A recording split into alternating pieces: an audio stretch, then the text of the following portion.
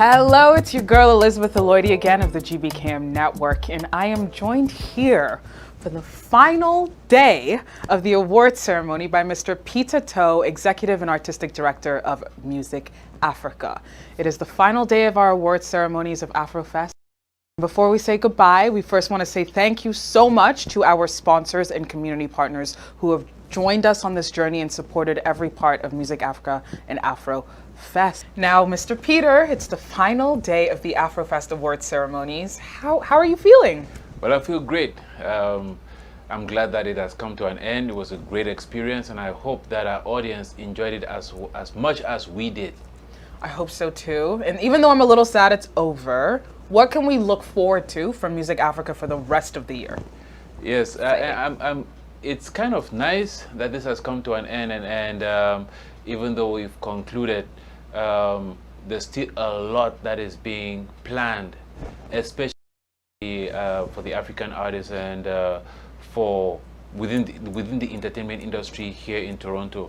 So at this point I can say, please, if you're an artist, if you're within the entertainment industry, make sure you follow us on Instagram, which is at Afrofest_Toronto, or on YouTube, which is at Afrofest, because opportunities that we're going to create will be posted on there. And what we would like to avoid is a situation in which we will post something, we'll announce something, and somebody will tell us later on, you know what, we never got the message. Or, yes, so make sure that you're plugged into the work that we're doing, so that if there's anything that is happening, you will know. And you definitely want to be plugged in because you don't want to miss out on next year's. For sure. So make sure you check that out. Yes. Now, this is the final day of the award ceremonies, final award. Can you tell us a little bit more about our recipients for today? Yes, the recipient today is Mr. Sekou Seho. If you're within the art community in Toronto, into drumming, you have to know him. Now, if you don't know him, then I would say there's a gap in your life, directly. If you don't know Sekou, and the reason why I'm saying this is because he's got a store of, I think it's Bathurst and Dundas, very close to Bathurst and Dundas, I think 618 Dundas Street West. Interesting thing about Sekou is his store is unofficially a gathering spot for Africans who are interested in learning how to play drums, who are learning anything about the African art, African crafts and stuff like that. He is one of those individuals who is extremely supportive of the African community. I mean, at Afrofest, there's a whole section at Afrofest that he invites. He brings his drums out and they play his drums. He teaches them how to play drums. He has done a lot for the advancement of the African community here in Toronto that it's almost impossible to say we're starting an award ceremony without recognizing him as an individual and the contributions that he has made for the growth of Afrofest. So, you know, he's the epitome of a community shield. Yes, yes, he is. Yeah, he is. And not only him, but if you look at the 4 recipients that we've had throughout this edition of the award ceremony, all of them are pioneers in their own right. All of them have got very important influences within the community, which I feel is important that we share the stories. It's important that we let people know the work that they are doing, as a way to encourage them and also to encourage others who are seeing what they're doing and to emulate. And what makes Mr. Sekou so unique, especially in the business that he runs? Award. The first question, have you met him? Yes. I mean, if you meet him, you know what he is. He's extremely energetic. He's extremely welcoming. When I say he's extremely welcoming, if you go to his establishment, you will see exactly what I'm talking about. He's entertaining, and the fact that he's always willing to support. He's always willing, and I cannot stress that enough. With any event that we're doing, with anything, there's always this element of it. You can be going through the hard. You meet Sekou, he will tell you, look, don't worry about it. It's going to be okay, and it's relieving. You go to his shop, he feels the world has come to an end. You know, everything pauses, all your problems go away until you leave his shop. I mean, it's nice. He's a nice fellow, so it's fitting for him to get the award. Yeah, it's so exciting, and we're excited to head over to Mr. Sekou's store, African Drums and Arts Crafts, right near Kensington Market, to present him with his Community Shield Award. And here with me to present today's award is Executive Board Member of Music Africa, Ms. Velda Vaux. Thank you, Elizabeth. My name is Velda Vaux. I'm on the Executive Board of Music Africa for the past 30 years or thereabout, as long as Afrofest has been in existence, which is about 33 years. I'm here to present a Community Shield Award 2020 to one of our outstanding vendors who has been with Afrofest from the onset of the festival yearly, and that's Mrs. Sekou Seho. Thank you, Velda. Beautiful. Thank you so very much. And thanks to Afrofest, from the board to attendees of Afrofest, and vendors, all other vendors who come to Afrofest every year. So it's one of those best organizations in Toronto here. It's the only organization that is for all Africans without any particular country. Usually people have their own community festivals. This is the only one for all Africans, from east, west, south, north, and you could see the music, the organization, the membership. So represent Africa. So I'm very happy, and very happy today to receive this award. So we came from very far. So 33 years now. That's many years. Look at the organization today, still a lot of young people come to attend. So that means we're doing the right thing. So we supported from the beginning, and we will continue to support the organization. And I think this is great that the organization also trying to look at the community to see what's happening in the community, so always moving with the time. So I'm very happy to be part of this, and I'm sure in the list there's a lot of important people in there. So I'm very happy to be with them in this. Thank you, sir, again. Thank you very much. Beautiful. Thank you so much.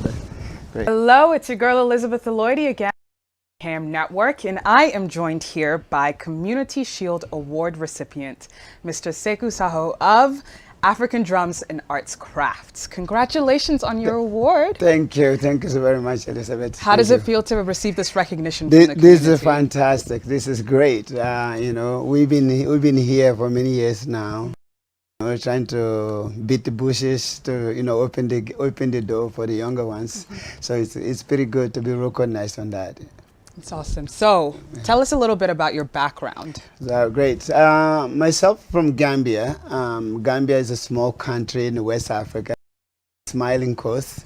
So that, I'm from Gambia, from there, and then I came here 1986, that's when I came to Canada. So since I came here, and we try to present Africa on its best form, the positive form. So that's what we've been doing since then here. So we get into first we used to import from Africa. We would sell the products to different stores, but then it was like everybody, my country store, Ugandan store, Kenyan store, this store. So I didn't like that much. I thought people miss big opportunity to present Africa entirely. So then we came with this idea about 22 years ago, set up something like this where we present Africa. So in the average day when you come in here, you find people from all over the world, not just Africa and the continent, but from diaspora. Everybody come here, we chat, we have a little center here, we talk about Africa and all different things here. That's amazing. And when did you decide to, pursue this as your full-time career? So we set up the shop back 1998. So that's when the shop started. But prior to that, I was selling to wholesale to other stores. But then within a few years, I decided to this. I want to do this full time. I was working at TTC at the time, and then I remember when I told my union that I wanted to leave, they were like, "Are you crazy?" So people look for this job and this kind of job as a TTC. You gonna leave that for it? I said, "Yeah." So I'm happy there. So I don't feel. And so since then we've been, by the grace, we've been doing pretty good. People come in from all over world. Most of people don't know where I'm from.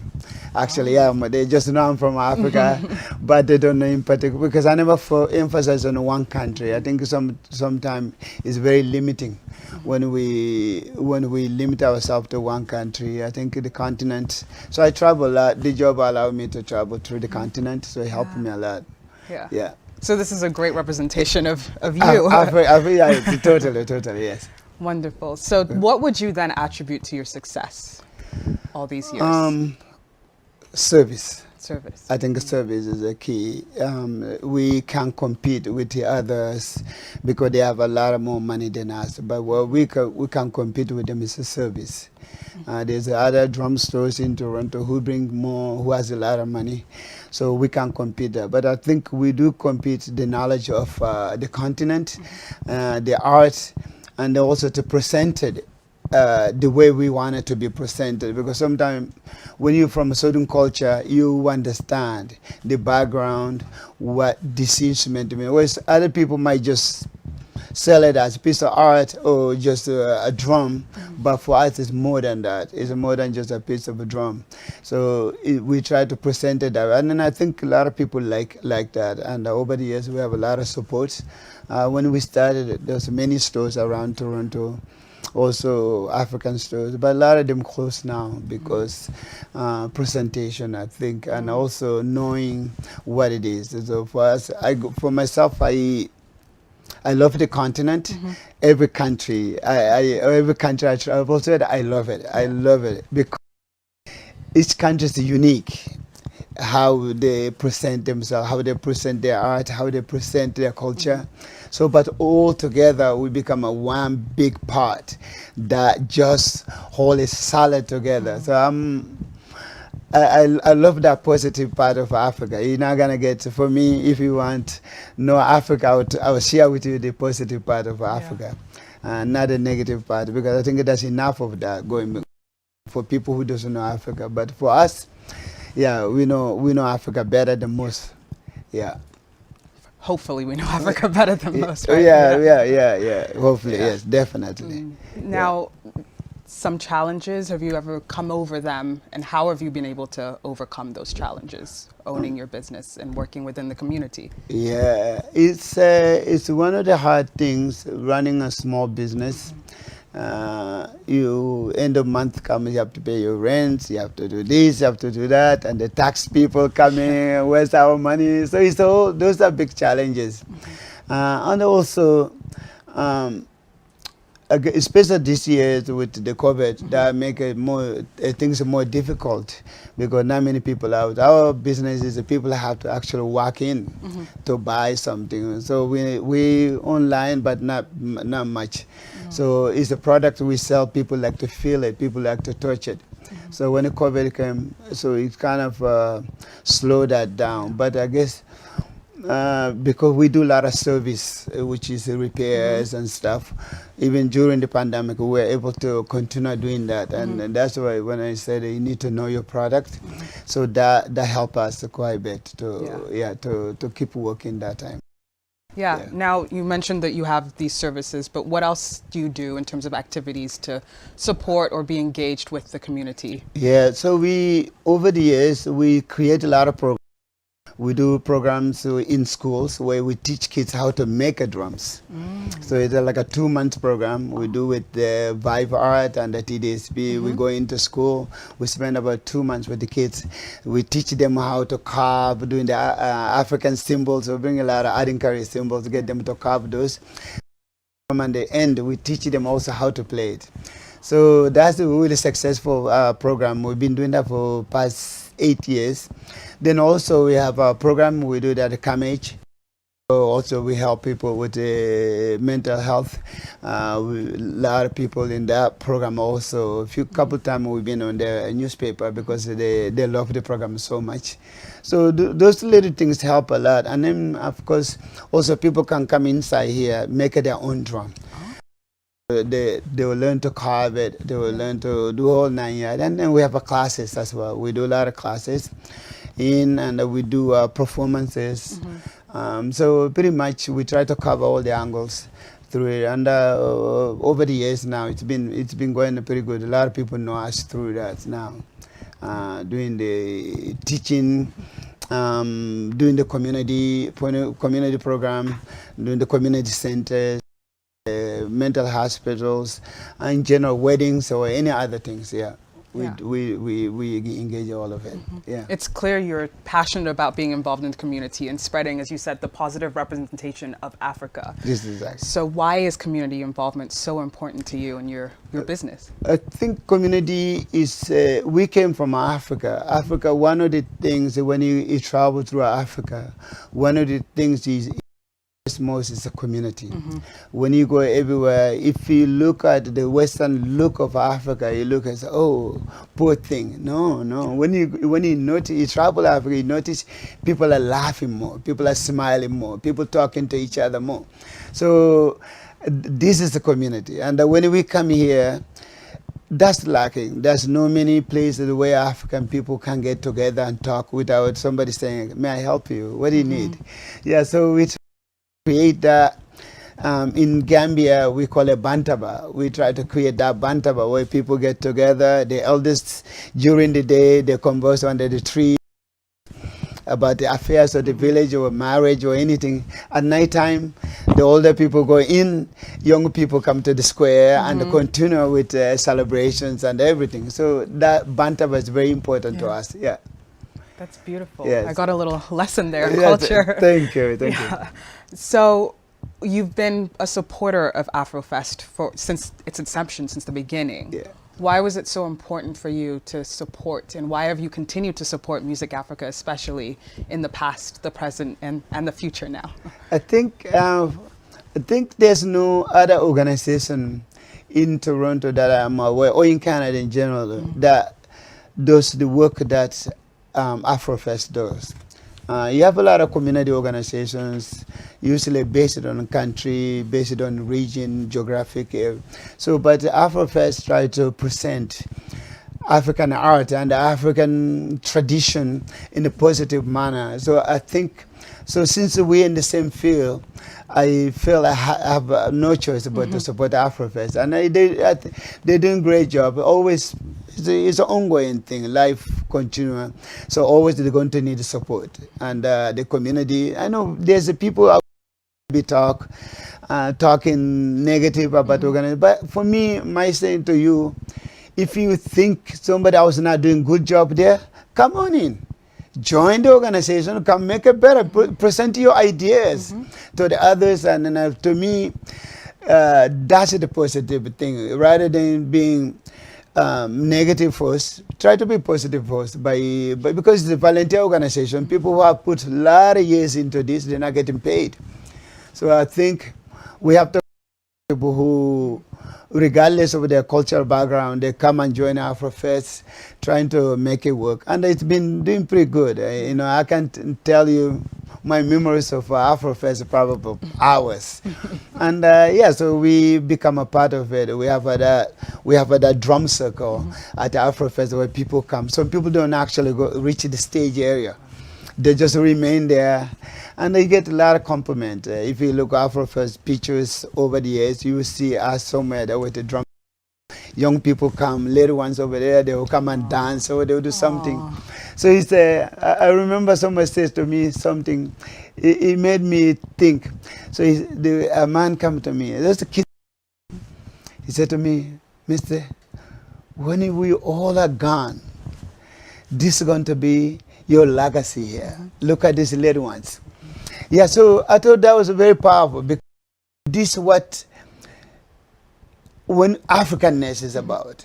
So the elders teach the young people what with the past and the present and the future by giving them address to say, okay, this is your future address. You can do whatever you want to do. You want to pave your road, pave, but this is the address. It's up to you what that road. So I think, so Afrofest to me, that's what it is. You know, I mean, there's no other organization I know in Toronto. And one of my trips in Gambia, I was watching television.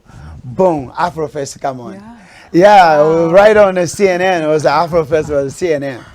It's a, wow, I was showing my family, look at us, ass over here, this is my booth, and then, you know. Yeah, so that's what, for me, that's what Afrofest is all about. You meet people you haven't seen for years.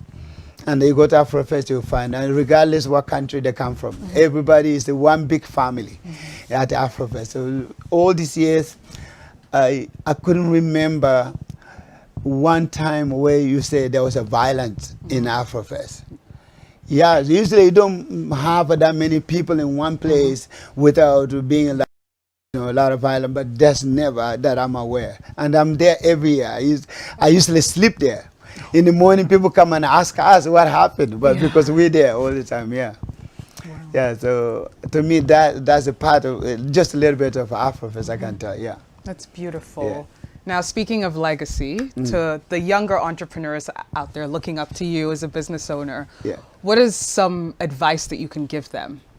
For me, if there's any other, I mean, we own it's a business. You always have to learn with your clientele, what they want. You present a new idea. But I think knowing what you want and willing to put a lot of hours in and serve people who come to your business, serve them, recognize them, be present with them. When they come, be present. Make sure they remember you even after they leave. So what that helps, even if they don't come tomorrow, somebody else asking, they will say, go to this place. We got a lot of recommendations, letters from all over. People send us email because they experience here. They experience. I think if knowing what you want, you pick a nice location for your business and make sure it's closer to your clientele. And then, so now it's just service and your products. And your suppliers, make sure your suppliers are happy. Yeah, so it's not about having money. I tell young people, it's not about having money. With your suppliers, be honest with your suppliers. Because everybody knows not to have. Not everybody knows how to be rich, but everybody knows how not to have something. So if you call your suppliers and say, look, things are tough right now, but as soon as we get something, we will pay you, they'll be very happy. But if you start hiding from them, it'll be hard for you to restock. To me, those areas and the service are very important. Congratulations again on your award, Mr. Sekou Saho, and I wish you all the best of luck. Thank you so very much. And again, I must thank Afrofest and all the people who attend Afrofest and people who really hear about it, they never come. Please come to Afrofest, join the organization and come and enjoy. Whenever we go back to the park, come back, and you get the whole family there. It's one of those beautiful moments we all can to remember together. Thank you all. Thank you to Mr. Sekou Saho, and thank you for tuning in to the 2021 Afrofest Awards ceremony. Thank you for the support for the culture, and it's me, your girl, Elizabeth Aloidi of GBKM, signing out.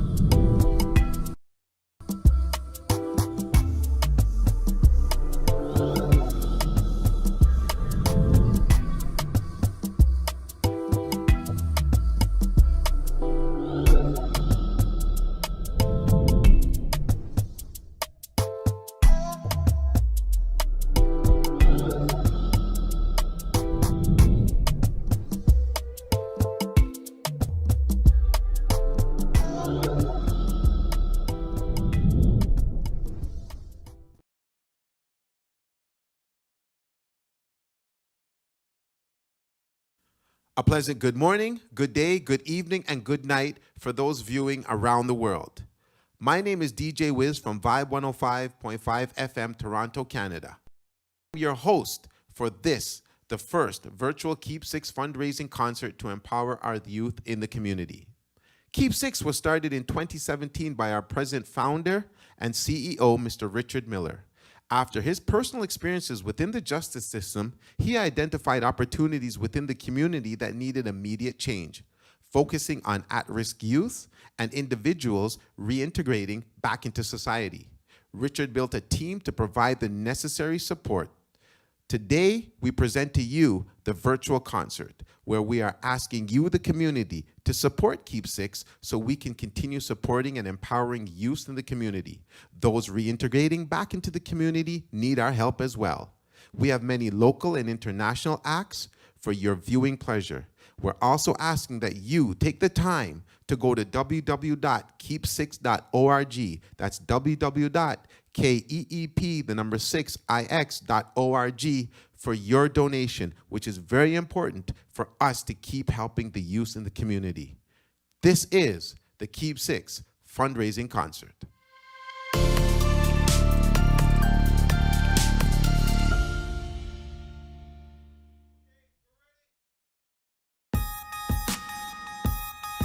Yeah. Uze. Let's get it. Damn, they went and killed another black man. Damn, they went and killed another black man. Yeah. Enough is enough for the fluff. They try to hold a brother down, but I'm ready to bust. They try to take away our crowns, but they're doing too much. I know we started underground, but now it's time to be up. Too many killings, way too many killings. Because of my black face, they're telling me that I'm villain, telling me that I'm illin', telling me what I'm feeling, telling me all lies. But I know, all my people won't stop fighting till we're equal. So I raise a fist for Trayvon, I raise a fist for George, and I raise a fist for every black man that's in the morgue. So I know, all my people won't stop fighting till we're equal. So I raise a fist for Trayvon, I raise a fist for George, I raise a fist for every black man that's in the morgue. Damn me when he kills another black man. Damn me when he kills another black man. Damn me when he kills another black man. Damn me when he kills another black man. Damn me when he kills another black man. Damn me when he kills another black man. Damn me when he kills another black man.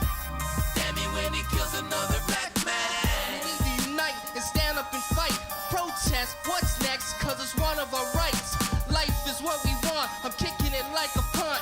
Do you hear what I'm saying? Cause now I'm saying it blunt. All I want is to live. Imagine all of the kids growing up with a pops, and now they papa is dead. All because of the feds, all because of the fears. Black man, unite, we need to do it for real. So I know, all my people won't stop fighting till we're equal. So I raise a fist for Trayvon, I raise a fist for George, raise a fist for every black man that's in the morgue. So I know, all my people won't stop fighting till we're equal. So I raise a fist for Trayvon, I raise a fist for George, raise a fist for every black man that's in the morgue. Damn me when he kills another black man. Damn me when he kills another black man. Damn me when he kills another black man.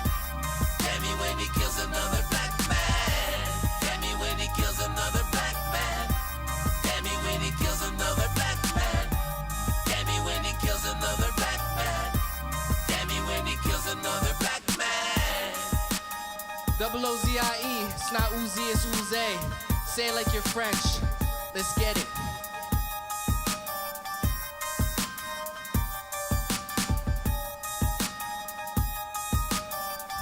That's it.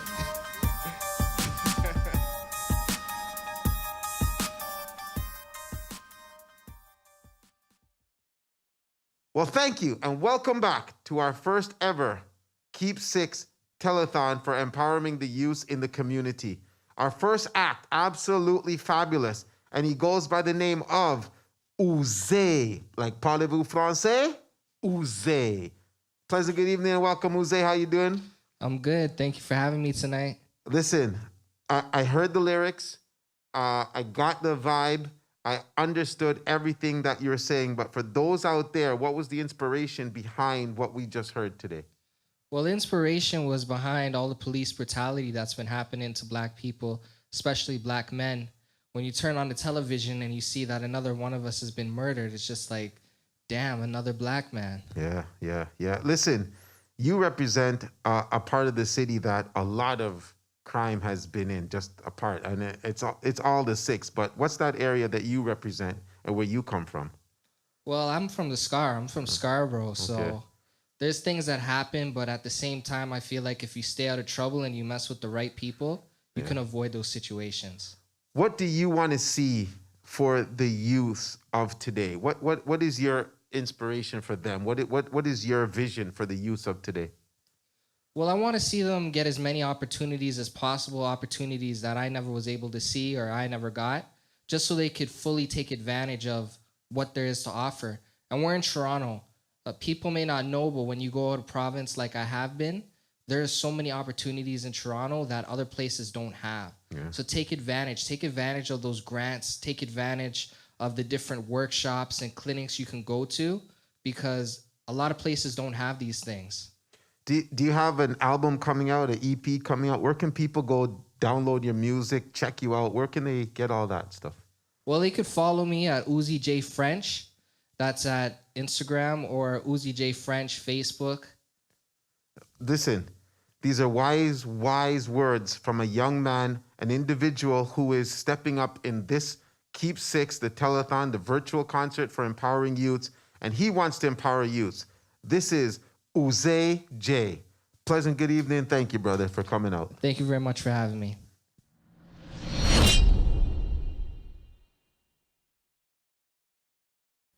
This is the first virtual telethon from Keep Six, helping empowering youth in our community and reintegrating youth from the justice system that, thank you to Richard Miller, who has embedded himself and keyed himself into making an organization help our communities around the world. And I hope you take advantage of this. And today we have a very, very, very special guest. We have Deshaun from Dreams to Reality, a powerful youth empowerment organization, along with our CEO, Richard Miller from Keep Six ORG. So listen, we need your help. Donate. www.keep6.org. $15 gets you a mask. $25 gets you a t-shirt. And right now, I'm going to let you sneak into a conversation with two very, very powerful CEOs. Check it out. Hey, Sean, it's been a pleasure meeting you. Nice to see you again. I love the work you're doing. It's been a pleasure working with you for the last 2 years. I see that you're doing a lot of good work to make a lot of changes in the community. Likewise with yourself, Richard. I mean, unlocking the justice system and doing that event with you, getting kids to share their story with people in the legal field, such as probation officers, lawyers, judges. It gives different perspectives on what's needed and where their struggles are and the barriers are to fix the justice system, along with the social sector and different opportunities to be created for youth. The reason why I started Dreams to Reality as a founder with Andre and a lot of other youth that were in the Melbourne community was we needed something that could represent us in the public eye that wouldn't be considered a gang. Because when a lot of these youth form up and they try and have an identity, it's very easy for them to be labeled as a gang. So Dreams to Reality was something for youth to be attached to that didn't have any negative connotations to it. And that they can be their self and not have to feel like they have to prove who they are to fit in. We accept everybody for who they are. The mission is to help youth recognize their skill sets to find their purpose in life. We know God put gifts in everybody, and everybody's here for a reason. All we're trying to do is just help them get on their path and go into the direction that God had planned for their life. I really appreciate the work you're doing. But one of the things is that you're in the community. doing the groundwork. But funding is one of the biggest things for a grassroots organization like myself and like you. How are you able to get through with your work, and how do you feel about not getting any funding and all of these other big agencies getting the funding, but they're not in the community doing the work that's needed? It's a little discouraging at times because when you're supporting youth to make their change and they're willing to step up to the plate and take responsibility and the opportunities are not coming to them, it can discourage them from feeling like this is not what they're supposed to do. And I don't want youth to get the wrong message. I think the sector is non-for-profit, but sometimes it can feel like for-profit when you see how people's actions change when money is on the table from when it's not on the table. And sometimes partnerships feel like competition, and we don't want to feel like, I know the youth don't want to feel like they're competing with anybody. So when they hear collaborative impact and they have so much evidence of groundwork, they expect people to reach out to them. They expect people to say, hey, we can see this opportunities clearly for you guys based on all the work you've done. How do we support you to get it? It's kind of the opposite where, hey, we want to get the funding and then make you work for us, right? But if the youth applied for the same opportunity, why doesn't it recognize as a partnership? They don't want to feel tokenized. And a lot of the times youth feel tokenized because they're not even getting the recognition for the things that people are taking credit for when they have clear proof that they're the ones that started this or they're the one that came up with the idea. So it kind of feels altered that they can't even get recognition, much less support for funding from organizations that are supposed to be like big brothers to them. Right. It hurts. Yeah, thanks. I clearly can see that. And that's one of the reasons why I've decided at Keep Six for us to do this little fundraising to help members in the community and for us to continue to do the work we're doing. And just like a lot of grassroots organizations like yourself and myself, we have to try to do whatever we can to do the work that we need to get done. Yeah, and just to add to that,